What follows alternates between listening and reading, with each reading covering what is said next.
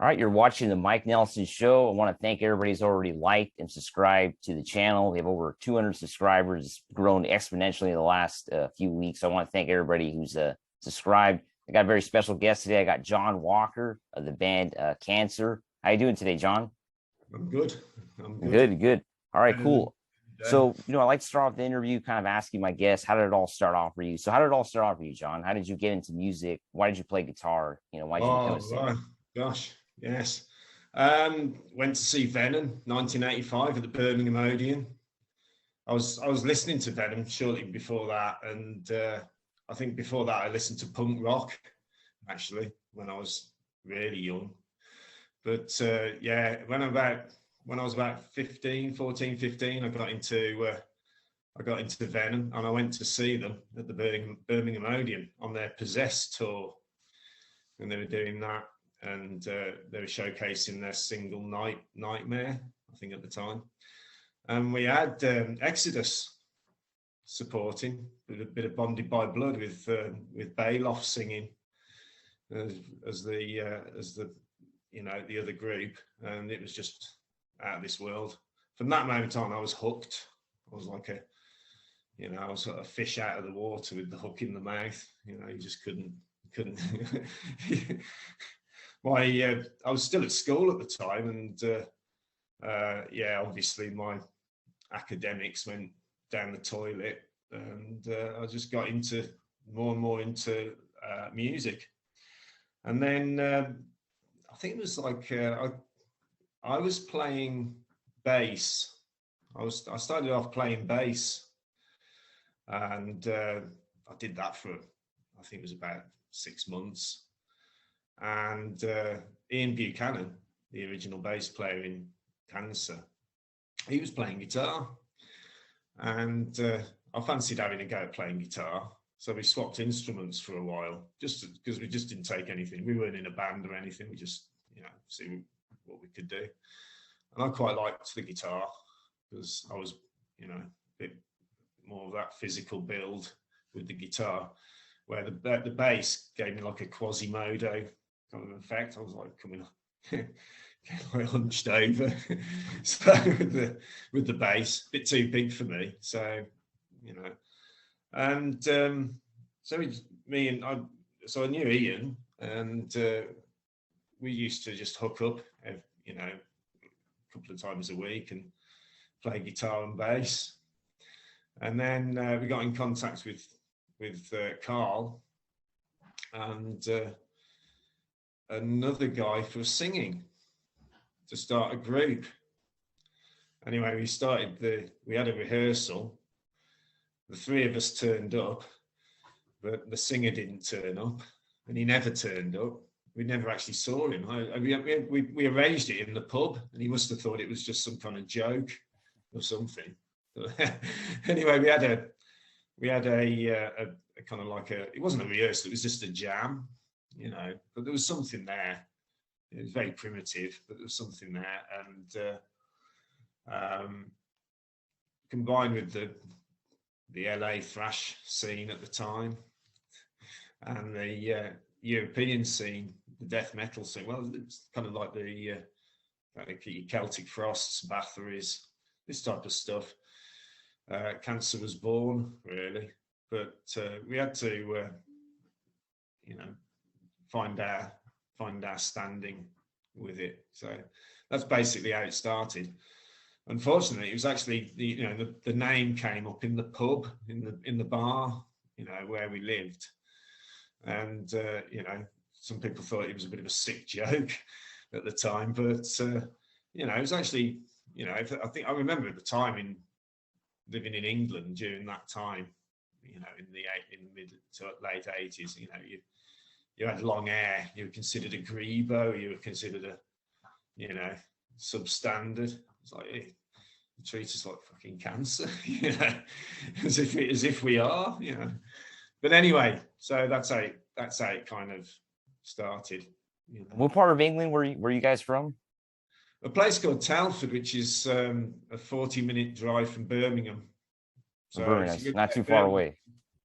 Birmingham's in the Midlands, and it's where your Sabbath and your priests and Napalm Death come from there in Benediction, and if you go west towards Wales, you come across Telford. It's in the next county called Shropshire, and it was a kind of, the only thing happening there was getting. I think that's why I got into extreme music, because anything else that was happening music wise was kind of a bit more glam orientated, and a bit more that type of thing. Your Poisons and that type of music. So I didn't really associate much with that, although I did initially listen to it to see if I liked it or not. And when Cancer started, did you guys know you guys were going to be a death metal band, or was it kind of more like a thrash metal band? How was it at the beginning? So yeah, I mean, back when Cancer started, we had I can tell you a concert that we attended where it consisted of Cancer, Godflesh, and Napalm Death, and you got like three types of styles there. And back then, it was just music to us. It was just extreme music, and of course, you use thrash and death to articulate your style in a verbal way. So, but it was that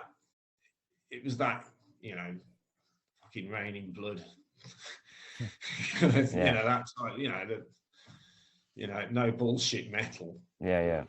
But it was that type of thing. So we just knew we wanted to do something that was kind of real and to the point in that way. And the No Fucking Cover demo, talk about that. How did that happen? Yeah, that was done in the Pit Studio in Birmingham, and we'd only had a few kind of jams and stuff like that, and we ended up going there and stopping the night just to try and get 2 songs, together. And I mean, it's quite legendary, really, because it was the studio was run by Stevie Young, who's now playing guitar in AC/DC. Yeah, basically. Anyway, he got his friend Fraser was there, and they had us staying in, and they kept listening to what we were doing. They were like, "Oh my god, we're gonna have to record these." Anyway, he made a phone call, and Big Mick, who's Metallica's sound man at the time, he was in town. He came over. Wow. And he actually did the sound on it. Wow. But if you could imagine, I mean, I was still using a bass amp. Wow. I didn't have a guitar amp at the time. That's how long ago it was. Yeah. This was a long time ago. I mean, this was a hell of a long time ago. So. Yeah. So how was the death metal scene in England at the time when you guys were coming up? Well, at that time with the No Fucking Cover demo, it was, for Cancer, it was non-existent. There was some shows that were in London where we had bands like Possessed over. We had visiting bands like Creator, and I think Napalm Death used to pull some people in. But at the time, I think you had to, prove yourself with a record, So if you're just a demo band in Telford, I mean, we're playing to, one man and his dog, really. Not many people with that kind of bothered. But the demo, we sent it to record companies, and we got signed off it. So I mean, it did its job. I mean, I listen to it now, and but quite incredible. But we got signed, and then we did another demo to prove ourselves again, and then we were in the recording studio with Scott Burns to record an album.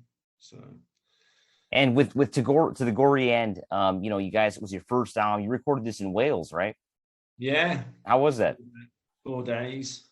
4 days with Scott Burns. Was he out there in Scott Burns, Wales? yeah. He He came was out there. actually good.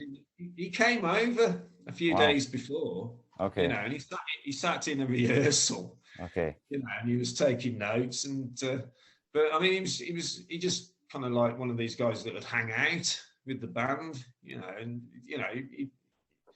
he was a relaxed person to be around, which was kind of cool, And I mean, I hadn't been to America, or he was the first American I'd met. Wow. And apart from, well, no, I think I've met a few others. I think I met David Vincent. Okay. As well. Yeah. But these are the first few Americans that I'd met. From the metal scene, and he was such a good guy to be around. With his general vibe, that you'd make the effort. With him, and you always felt that he knew what he was doing, and which is for somebody like me who hadn't got a clue what I was doing.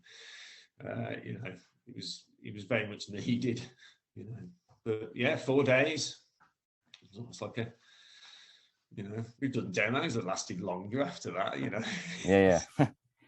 And talk about the song, Cancer Fucking Cancer, CFC. Do you think that song is maybe the anthem of cancer? Do you think that's the song that's going to be the legacy of the band that was recorded on this album? It's an opening song that we like to play live. But I can run off other songs that I think are quite defining as well. There's always a soft spot for musicians when they've done their first album, no matter how ghastly and hideous it becomes to them. There's always a place for your first record, because you think, well, you wouldn't be here where you are now if you hadn't done that. So, but yeah, CFC, Cancer Fucking Cancer. On the album, it goes into a track called Witch Hunt, which is actually about Salman Rushdie, the writer who did the Satanic Verses. And he's been in the news recently because he got stabbed in the liver and neck. Oh, wow. At some kind of convention or, public event. Wow. Still for writing such, material. So, yeah. So we dropped that back in the set as well. Okay. So, are you happy with what came out with the first album? Are you happy with what, with how the album came out? At the time, but looking back on it, I suppose I was. Yeah.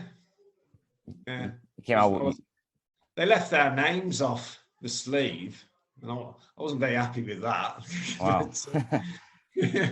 But why was that? I don't know. I don't know. Some kind of oversight at the time, technical issue. But on the next pressings, they went on. But I noticed the reissues at Peaceville have left the names off again. Wow. But at least they're on in the insert. Yeah. So. All right, and the album, of course, was produced by Scott Burns. How did you get connected with Scott Burns in the Florida death metal scene? Well, we knew about groups like Death, and although we never met them, and groups like Sepultura and that, and the record company asked us, "We want you to use a producer," and we said, "Yes, please." And we thought, well, we'll throw them a volley and say, "Can we use Scott Burns?" Thinking, because he's over in Florida, it's going to be a tall order. But for some, it just happened. So they got back to us.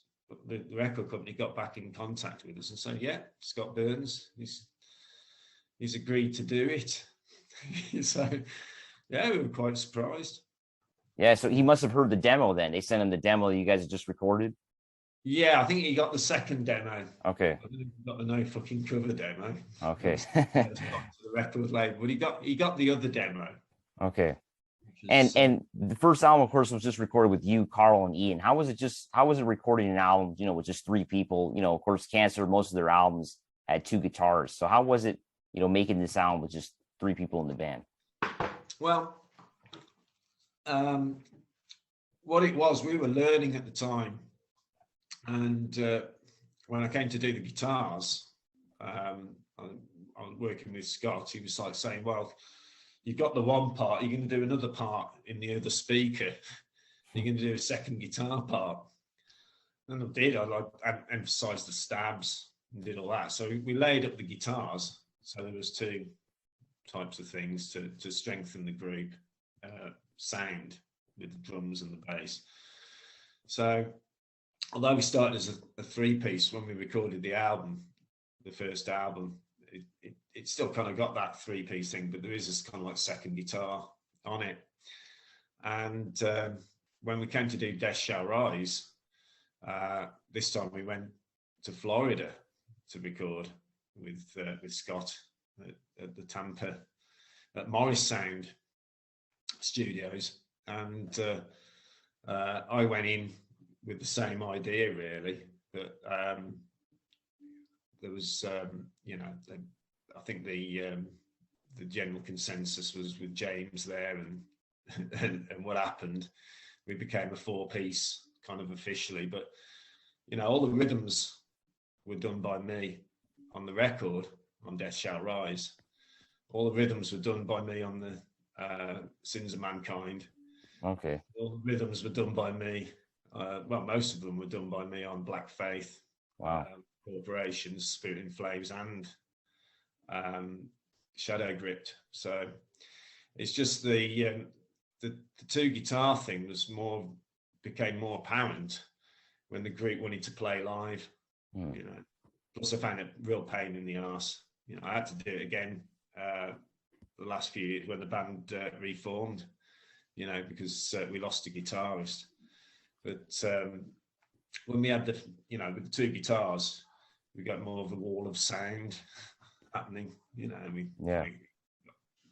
So that kind of like made the Cancer sound, especially live. Yeah. And Death Shall Rise was recorded here at Morrisound Legendary Studio. Was that your first time in the United States?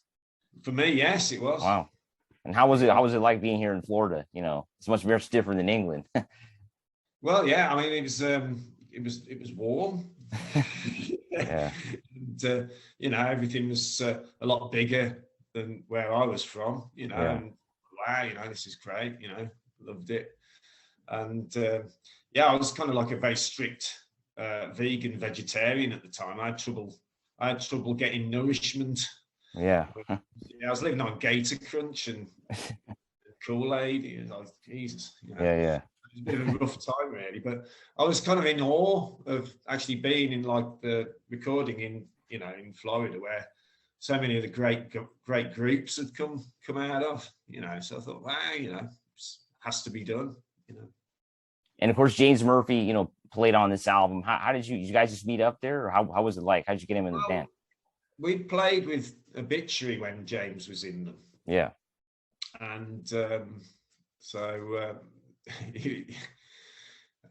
we were there in recording, and when he left Obituary, and we'd asked him to do a couple of guest solos. That's how it was worked out. Wow.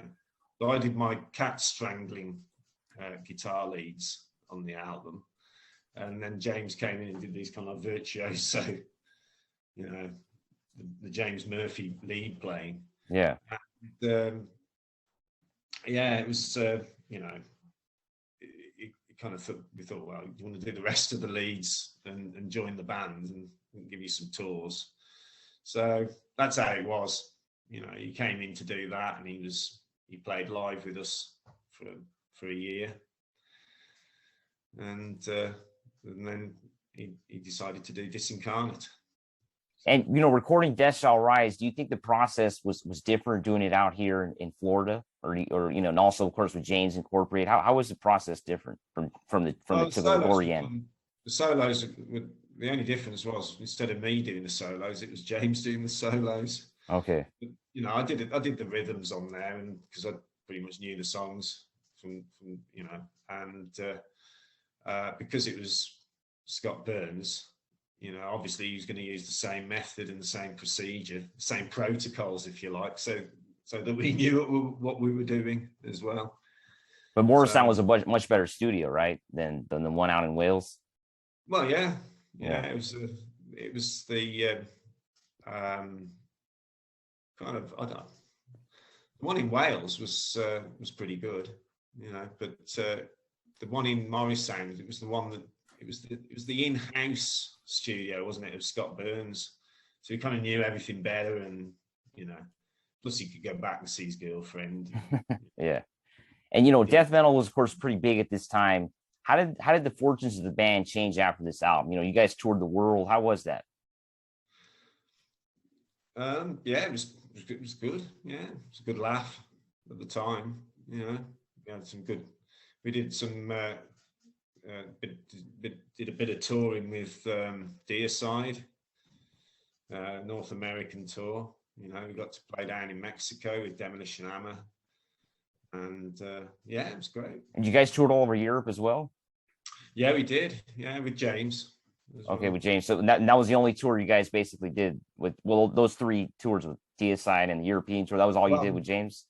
No, well, with Deicide, we did that with Barry. Okay, you with Barry with that one. Okay. Because he came in between albums, you see. All right. And when Barry joined, did the dynamic of the band change a bit, do you think? Well, yeah, I mean, it changed because, you know, it was, you know, he came in and he's got a different style. You know? Yeah, much different than, of course, James. Yeah, you know. Yeah, and with the Sins of Mankind, you guys, you know, how was making that album moving forward to 1993 with Barry? This was the first album you recorded with Barry, right? Yeah, it was the first. So I mean, I basically did the rhythms again. I think I did one lead, but yeah, this was done in back in Wales, in a place called Wrexham. It's the thing is with these places, you kind of in Wales, it's such a kind of a place of countryside and fields and mountains. There's nothing there, so you get locked in the studio. There's no real distractions, you know what I mean? And it's just easier just to, you know, like do this, get it done. And if you want to go to the bar or the pub afterwards, you have to walk down the lane.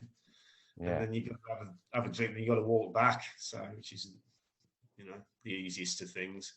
But yeah, it was done in the fall and winter of 1992. This is more of a progressive metal album, you would say? I would say it was a nod to the German thrash metal movement.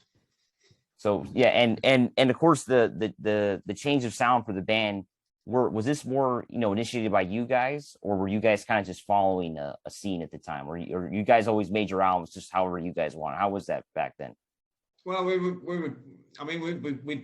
been following the scene, you know, for some time, but I think when in around 1992, having played, you know, in the we did a 6-week tour with Deicide, and we came back and we were getting ready to record. We were listening to more traditional heavy metal at the time, as well as the you know, the early thrash metal bands from Europe, so basically from Germany at the time. But we've always been a keen fan of that stuff, and I think that's where the influence on that album came in. It became more of a thrash album rather than a death metal album. Talk about Tribal Bloodshed. How was recording that song? You know, it's a complex song. How was getting the guitars down for that song? Well, I can't remember, to be honest. couldn't have been that much of a problem. So yeah, I mean, yeah. It wasn't that difficult to record that song then? No. it was all right. I think the only difficulty, because we were playing football at the time, you know, a lot of football because in the where the studio was, there was like a little football pitch, Yeah, you yeah. know, soccer. And the producer, Simon Effingham, kicked the ball really hard at your hands. Just he knows if you're going to be doing takes afterwards. You know, Yeah. that type of thing. And what's your favorite football team? Do you have a team out there in England? I'm in Spain. I am. So it's all, they're football crazy here. So what, you have a team in Spain or not really? Well, there's Real Madrid and Atletico de Madrid. Yeah. And to be honest, I'm not really a football man. Okay, you're not really. Okay. All right. I'll tell you what, I mean, I'm not really. I quite like keeping fit, but I'm not really a follower of sports. Okay. Do you understand? So, but Yeah, that makes sense.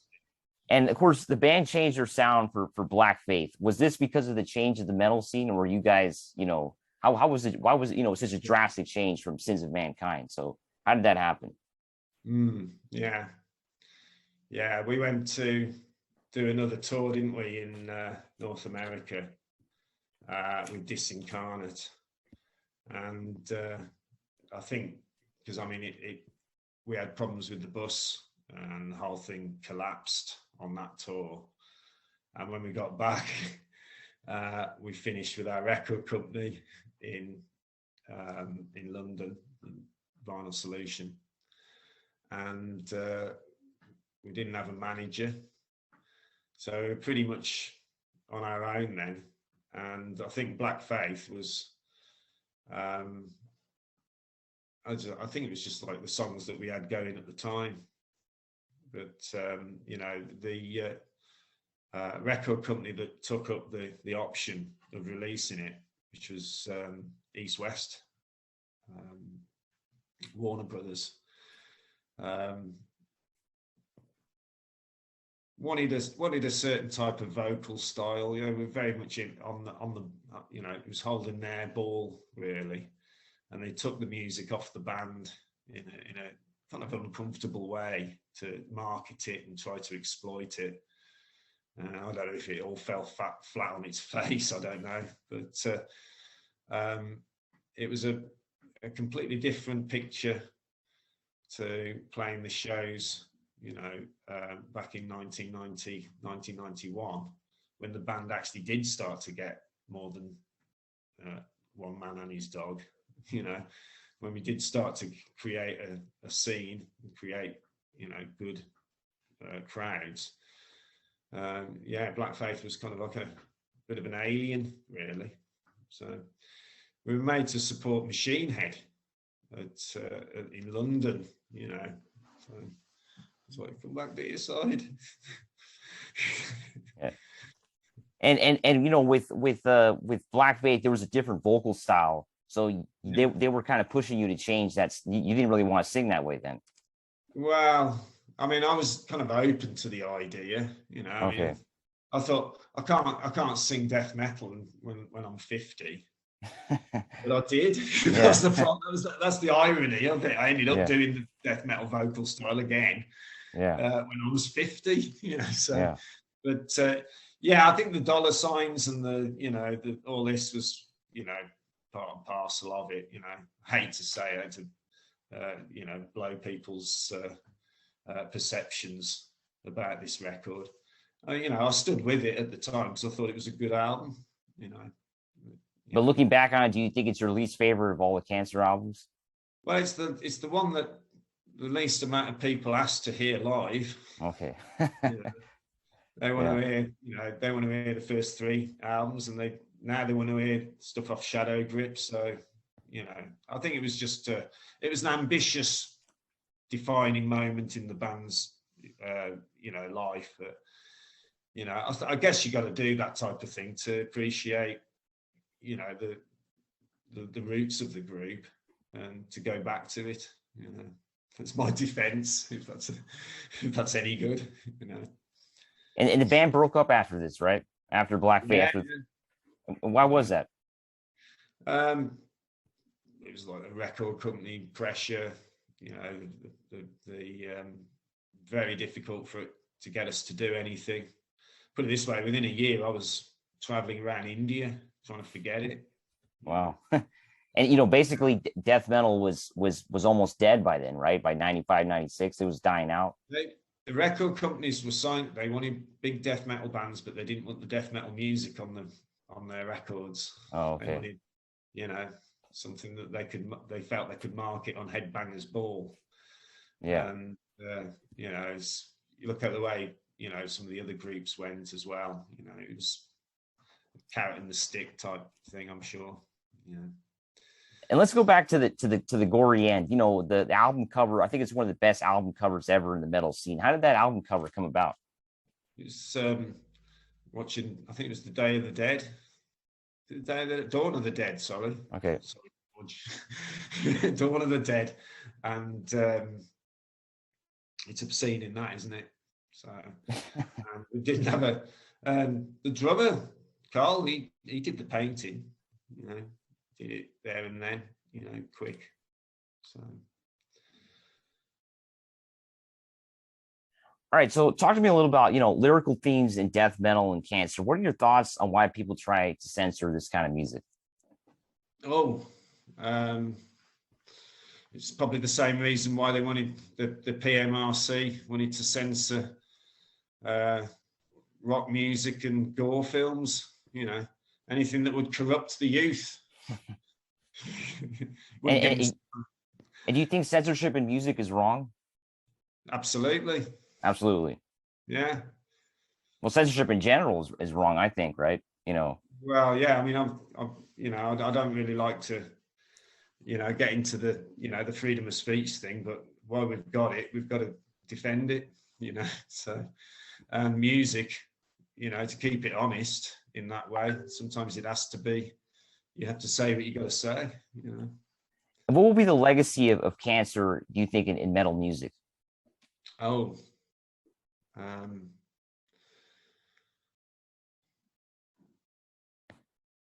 don't know, but for what it's endured, really, I think that's what the legacy that I'm left with. The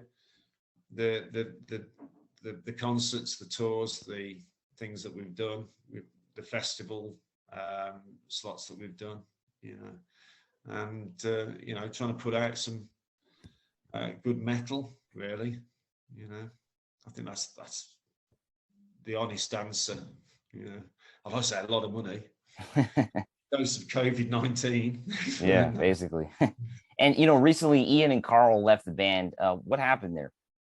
Yeah, we'd had basically in England they had 2 years of lockdowns and this coronavirus thing. I'm over in Spain, and we just didn't see much of each other, and we did the Shadow Grip.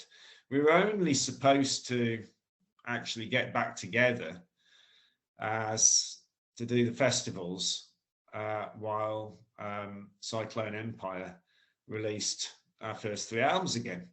So it was just like a thing to make some money and play some shows at the time, and we carried on. We got more and more work, and we carried on playing. Then we got offered a record deal with Peaceville, and we did an album, Shadow Gripped, and we played the festivals around that. We didn't really do much in the way of touring, obviously because of everybody's situation, and so COVID-19 happened. We'd played a lot of festivals. We'd done more than we thought that we were going to do. And if it was a time to stop doing it, when the band started up again, it was then to say it. So I was very grateful that they told me then that they didn't want to do it, because obviously I still want to do it. And before the group had got too many engagements and commitments, get another group, get another band happening, and keep it going, And talk about the new lineup. How are you happy with the new lineup right now with Cancer? Absolutely, yeah. And how did that come? How did that how did the lineup come about with this new band? How did you find these guys? Yeah, bass player, Danny, I've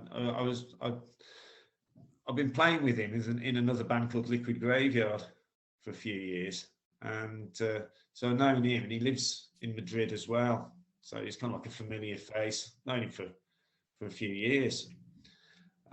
First met him at a lockup show in Madrid, Yeah. and so he comes and he plays his bass. He's happy to help, with stuff as well, and obviously when the idea of having to recruit a new lineup, I chose Danny straight away. And I asked him, I said, well, how do you feel about the Wormed drummer? I played with Wormed in Oakland, in California, at the California Death Fest, and so I do remember them. So tried him out as a drummer in the rehearsal room, and he had that natural technique that I can play along with quite easily. So he's not using any clicks in his ears or any, he's a live drummer, and he keeps time. So. And any new cancers are going to be coming out soon? Well, we've just recruited another guitarist as well, so he's from the same group. So what happened was, before that, because I pretty much got a new album written, but now we've got another guitarist, we kind of put that back a bit, because we had to kind of get the guitars gelling together, in the live situation. But so yeah, we're on track to do another record for Peaceville. Wow, so, that's great. And are you guys going to be coming out to the States anytime soon? I know you guys came to California Death Fest a few years ago, but California specifically, because I'm in California. So you guys will be coming out here again? I hope so, yeah, absolutely. Okay. I had a blast the last time I was in California, when I played that Death Fest there. Up in Oakland, right? Yeah. Yeah, it was fantastic. Yeah. I was smiling all the way home. Well, any thoughts on today's, music? Wait till the car goes by. Any thoughts on today's music scene, on today's metal scene? What are your thoughts on today's scene?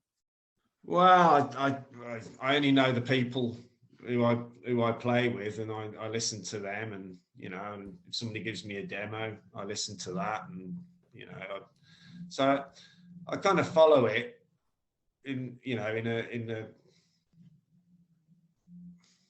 kind of on and off way, because I'm a father as well, and I've got got to get my children through school, and got all the kind of those commitments. So I follow, but when I listen to the new group, especially over here, and they're good players. I mean, gosh, some of the things I've heard, quite amazing, really. So I mean, it's good the way that death metal's still going, and it's still kind of progressing, but in that kind of dark, more savage way, which I really quite like. But of course, today as a musician, it's really hard to make money. With the streaming and all that. What do you think about that? Streaming music. Yeah, well, it's hard to make money. It was hard to make money doing music in the 1990s as well. So now it's even harder, right? Yeah. Well, you got this, but I mean, if it gets you out there, you've got to do it, and with the original death metal groups, the first, second waves, what you've got is, people, in their middle ages now playing, and I'm more interested in what the new blood has to offer. I always am. I like that. And talking about the new blood, any advice for those young musicians out there? Yeah, just you've got to be determined, haven't you? You've just got to be determined when you're doing a tour and you're sitting in a van trying to get some sleep, and one of the wheels comes off while you're going down the road. You've got to be able to deal with it, and that's what makes them metal, in that way. So All right. I want to thank you, John, for coming on the show today. It was great talking to you. Any final thoughts? Yeah, well, I mean, I don't know if they're going to bring the COVID thing back. You know, I don't think it's passed on with a respiratory disease. I think it's a tapeworm that lives in the toilet and goes up your bum. The Chinese authorities were looking at anal swabs in the airports, weren't they? Yeah, basically. Yeah. Check sewage. Yeah. You know, what happened to all that? What happened to that narrative? You know, Yeah.